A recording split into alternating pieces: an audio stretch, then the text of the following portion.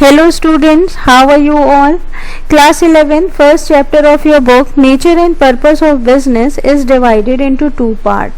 First part क्या है? History of Trade and Commerce और second part में आप Purpose of Business पढ़ते हैं. तो second part Purpose of Business तो हम लोग already पहले वाले वीडियोस में कवर कर चुके हैं. तो इस वाले वीडियो में हम History of Trade and Commerce पढ़ेंगे. History of Trade and Commerce को समझने के लिए हमें ये सारे पॉइंट्स पढ़ने हैं. Silk route, spice route, indigenous banking system, rise of intermediaries, transportation और trading communities. तो let's start. सिल्क रूट क्या हो गए? पुराने ज़माने में जो रूट से ट्रेड करा जाता था उसे सिल्क रूट कहते थे. तो इस रूट में इंडिया के साथ कई देश जुड़ते थे, जैसे यूरोप हो गया, पर्शिया हो गया, चाइना हो गया, इजिप्ट हो गया, अरेबिया हो गया. तो इंडिया इन सब कंट्री के साथ ट्रेड करता था.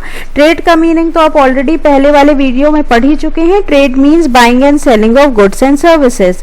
तो ये इंटरनल ट्रेड भी होता है और ये एक्सटर्नल मीन्स फॉरेन ट्रेड भी होता है. एक्सपोर्ट और इम्पोर्ट टेक्स प्लेस. तो जो सिल्क रूट कौन सा रूट है? वो रूट जिस रूट से इंडिया और देशों के साथ ट्रेड करता था, जैसे Europe, Persia, China, Egypt, Arabia. उसके बाद आपका स्पाइस रूट क्या हो गया? ये वाटर, ये सी रूट हो गया. सी रूट जो कि which is used for trade is spice route. So let's start now start with history of this business. Meaning of business तो अब आपको क्लियर हो ही गया होगा. पहले हम लोग ने पढ़ा है. बिजनेस का मतलब होता है it is an occupation which involves production, procurement of goods and services in order to earn money और in order to earn profit. ठीक है. तो इस जो गुड्स एंड सर्विसेज हम कस्टमर को सेल करते हैं, तो जितनी भी सारी एक्टिविटीज़ होती हैं, ट्रांसपोर्टेशन, इंश्योरेंस और एडवर्टीजमेंट, जो भी सारी एक्टिविटीज़ इन्वॉल्व होती हैं फॉर सेलिंग ऑफ गुड्स, जो प्रोड्यूसर से कस्टमर के पास जा रहा है, वो सारी एक्टिविटीज़ आपकी कॉमर्स में आती हैं. तो पहले क्या होता था? पहले जो बिजनेस का जो कॉन्सेप्ट है वो ये है कि जब बिजनेस स्टार्ट हुआ, जब बिजनेस इंट्रोड्यूस हुआ, जिसे हम पहले लोग कॉमर्स के नाम से भी जानते थे, इसका मतलब होता था कि हमें गुड्स को एक्सचेंज करना है. अभी हम गुड्स किस चीज़ के साथ एक्सचेंज करते हैं? अभी हम गुड्स को मनी के साथ एक्सचेंज करते हैं. अगर हमें कोई चीज़ खरीदनी होती है तो हम शॉपकीपर को मनी देते हैं और इन एक्सचेंज शॉपकीपर हमें गुड्स देता है. पर बिफोर इन्वेंशन ऑफ मनी के इन्वेंशन से पहले ही, जब मनी इन्वेंट नहीं हुआ था, तब भी ये एक्सचेंज ऑफ गुड्स होता था. और जो बिना मनी के एक्सचेंज ऑफ गुड्स होता था उसको हम क्या कहते हैं? Barter system.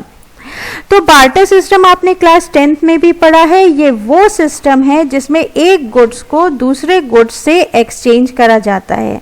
कि जैसे पहले के लोग क्या करते थे कि अगर एक पर्सन है, जो चीज़ उसके पास होती थी वो चीज़ देकर किसी दूसरे पर्सन को वो चीज़ देकर जो चीज़ उसके पास नहीं होती थी वो उससे एक्सचेंज करते थे. फॉर एग्जाम्पल, अगर दो फार्मर्स हैं, एक राइस का फार्मर है और दूसरा वीट का है, तो राइस वाले फार्मर को अगर वीट चाहिए है और वीट वाले फार्मर को अगर राइस चाहिए है, तो दोनों एक दूसरे से अपने गुड्स को एक्सचेंज कर लेते थे. तो इसमें बहुत सारी प्रॉब्लम्स होती थी. इस बार्टर सिस्टम में बहुत सारी प्रॉब्लम थी और एक जो सबसे बड़ी प्रॉब्लम थी वो क्या थी? Double coincidence of wants. और डबल कोइंसिडेंस ऑफ वांट्स का क्या मतलब है? अगर जिस फार्मर के पास वीट है और उसे राइस चाहिए है, लेकिन राइस वाले फार्मर को वीट नहीं चाहिए, तो वो अपना राइस वीट के साथ एक्सचेंज नहीं करेगा. तो यहाँ पे क्या होता था? हो सकता है कि फिर वीट वाले फार्मर को राइस कहीं से मिलता ही नहीं. तो ये वाली प्रॉब्लम्स को दूर करने के लिए, इन्हीं सब प्रॉब्लम को ख़त्म करने के लिए मनी केम इनटू एग्जिस्टेंस. और ये मनी कैसे आया? कुछ किंग्स थे जिन्होंने मेटल कॉइन्स बनाए. उसके बाद पेपर करेंसी आए, और आज जो हम करेंसी देखते हैं उसका इन्वेंशन इस तरह से हुआ। अगर हम बात करें कॉमर्स की, कुछ ऐसी चीज़ें हैं जिनकी वजह से कॉमर्स को बढ़ावा मिला। इसमें से जो सबसे फर्स्ट चीज़ है वो क्या है? Indigenous banking system.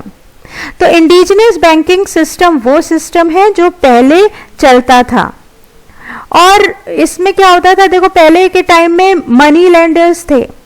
आप लोग ने क्लास 10 में पढ़ा था, मनी लेंडर्स और जमींदार्स क्या करते थे? वो लोन देते थे, वो क्रेडिट देते थे फार्मर्स को, पुअर पीपल को, विलेजर्स को, और उसके बदले बहुत इंटरेस्ट चार्ज करते थे, उनकी प्रॉपर्टी ले लेते थे, फॉल्स पेपर में साइन करा देते थे, और वो सब इलिटरेट पीपल होते थे, पढ़े लिखे नहीं होते थे, तो ये सारी चीज़ों को वो समझ नहीं पाते थे। तो इंडिजिनस बैंकिंग सिस्टम आया। अब indigenous banking system money lender से बहुत डिफरेंट होता था। मनी लेंडर सिर्फ लोन देते थे, वो किसी का डिपॉजिट जमा नहीं करते थे। जैसे बैंक में आप मनी डिपॉजिट करते हो, उसके बदले आपको इंटरेस्ट मिलता है, तो वो किसी पर्सन के से भी डिपॉजिट नहीं लेते थे, डिपॉजिट जमा नहीं करते थे, लेकिन वो सिर्फ लोन देते थे।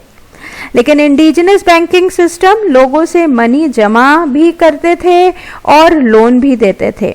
लेकिन इस बैंकिंग सिस्टम में बहुत सारी प्रॉब्लम्स भी थी। जैसे जो इंटरेस्ट चार्ज करते थे ये बैंक, वो बहुत ज़्यादा होता था।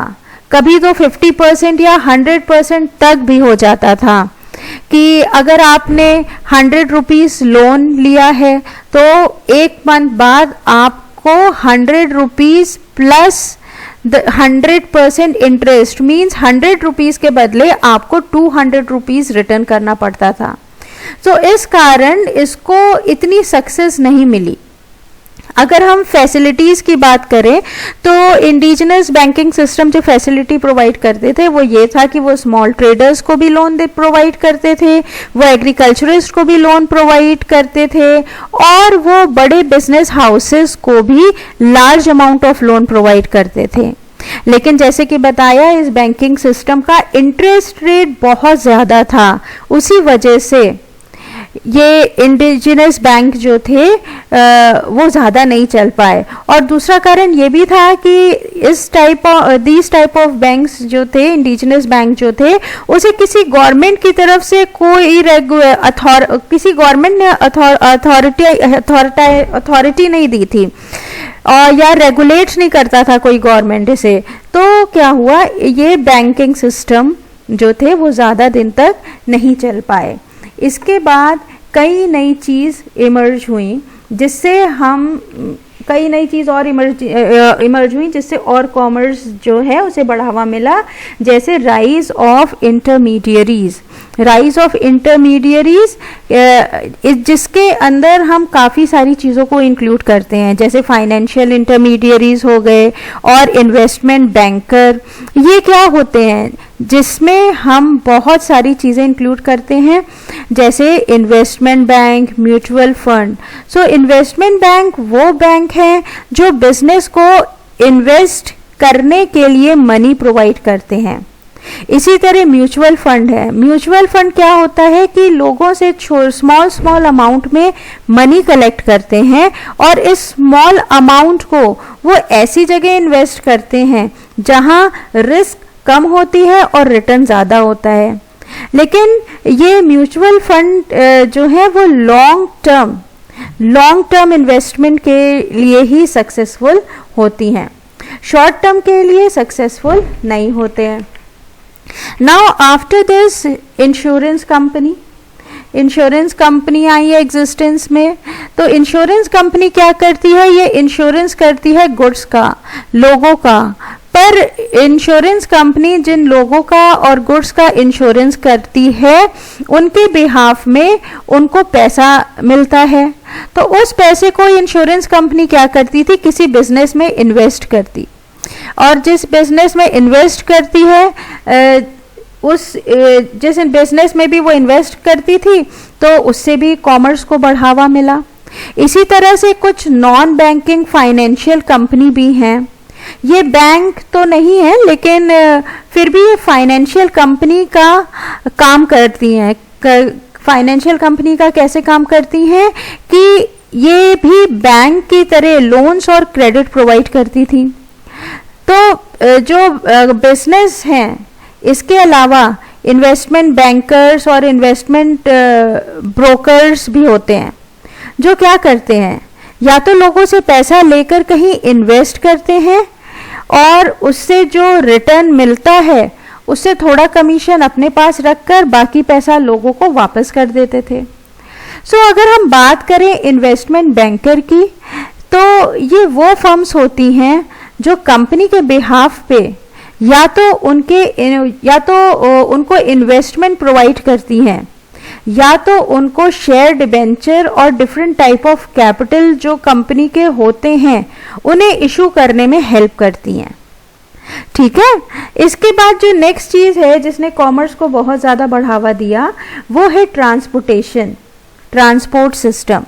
देखो, ट्रांसपोर्ट का क्या मतलब होता है, जो गुड्स एंड ह्यूमंस को एक जगह से दूसरी जगह पहुंचाते हैं।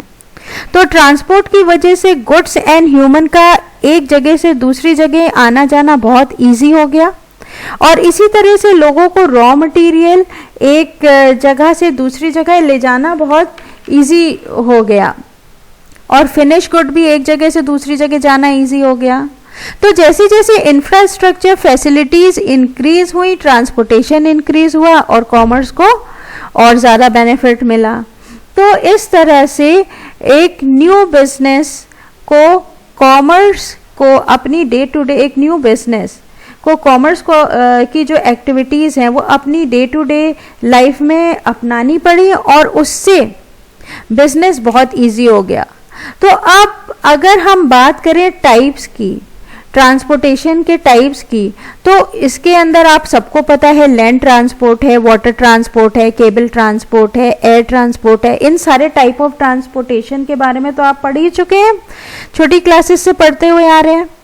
तो इसके बाद जो नेक्स्ट चीज है जिससे कॉमर्स को बढ़ावा दिया, वो है ट्रेडिंग कम्युनिटीज। ट्रेडिंग कम्युनिटीज, तो ट्रेडिंग कम्युनिटीज क्या इंक्लूड करती हैं, एजेंट्स को, ब्रोकर्स को, डिस्ट्रीब्यूटर्स को, होलसेलर्स को और रिटेलर्स को।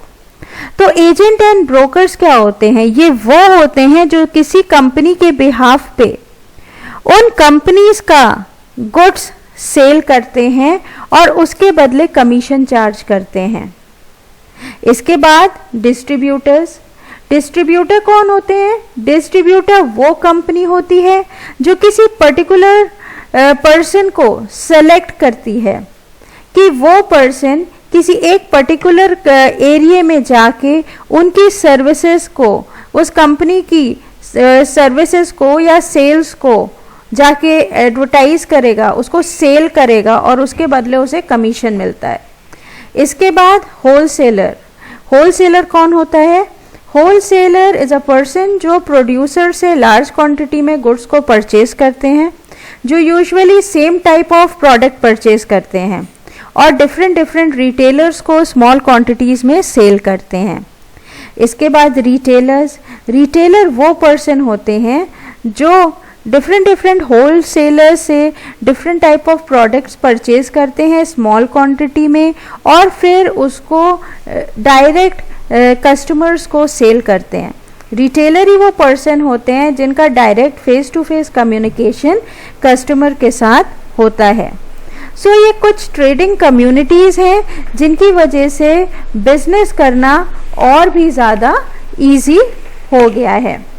तो इस पार्ट में history of trade and commerce में हमको बस इतना ही समझना है। These point, silk route, spice route, indigenous banking system, rise of intermediaries, transportation and trading communities. I hope आपको ये समझ में आया होगा। तो जो दो पार्ट इस चैप्टर के हैं, फर्स्ट पार्ट आपका history of trade and commerce, वो यहाँ पे हमने डिस्कस कर लिया। सेकेंड पार्ट जो बहुत इंपॉर्टेंट है, सेकेंड पार्ट जो ज़्यादा इंपॉर्टेंट है, पर्पस ऑफ बिजनेस, वो हम लोग पहले डिस्कस कर चुके हैं। तो जिन्होंने पर्पस ऑफ बिजनेस जो फर्स्ट पार्ट इस चैप्टर का है उसके वीडियो नहीं देखे हैं तो मैं डिस्क्रिप्शन बॉक्स में उसका लिंक भेज दूंगी, डाल दे रही हूँ, आप वहाँ से देख सकते हैं। So that's all for this video. Thank you. Have a nice day.